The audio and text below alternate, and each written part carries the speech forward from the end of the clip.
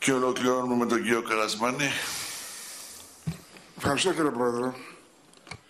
Με αφορμή την Εθνική Στρατηγική για τα άτομα με αναπηρία, θα ήθελα να αναφερθώ σε μια κραυγαλαία αδικία που έχει δημιουργήσει ο νόμος 4336 που ψήφισε η προηγούμενη κυβέρνηση το 2016.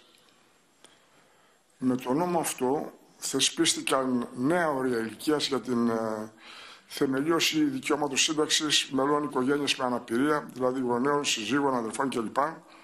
Και σύμφωνα με τον νόμο αυτό θεσπίστηκε το 55ο έτος της ηλικίας, το οποίο σταδιακά έχει φτάσει στο 62ο και το οποίο ισχύει από την 1η του 2022.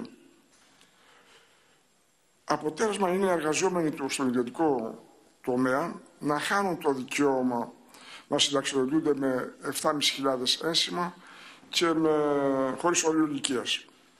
Σε αντίθεση με τους δημόσιους υπαλλήλους της ίδιας κατηγορίας, και πολύ σωστά γίνεται αυτό, δικαιούται σύνταξη με τη συμπλήρωση 25 χρόνια εργασίας και το 50ο έτος ηλικίας.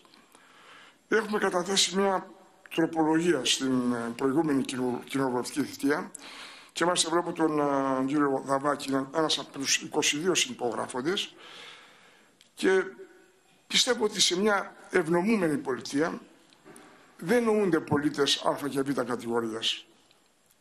Συνεπώς, το κοινωνικό ασφαλιστικό μας σύστημα θα πρέπει να έχει ενιαίους κανόνες και να αντιμετωπίζει αυτές τις ευάλωτες κοινωνικές ομάδες με ευαισθησία, αλλά τουλάχιστον με ισονομία, ισοπολιτεία. Το χρωστάμε λοιπόν σε αυτούς τους γονείς, τους αδερφούς, τους συζύγους με βαριά αναπηρία, διότι όσο μεγαλώνουν τα άτομα αυτά ηλικιακά, τόσο περισσότερο αυξάνεται η φροντίδα, η προστασία.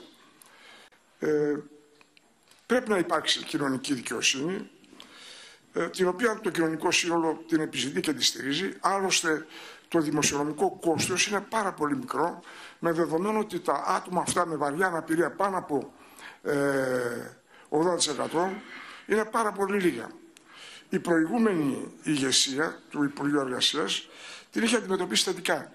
Και μάλιστα ο κ. Σακλόγλου, ο οποίος είναι και άριστος γνώστης του ασφαλιστικού συστήματος, και αυτός την έχει δει θετικά και περιμένουμε λοιπόν την νομοθέτηση. Αυτά, κύριε Πρόεδρε. Ευχαριστώ.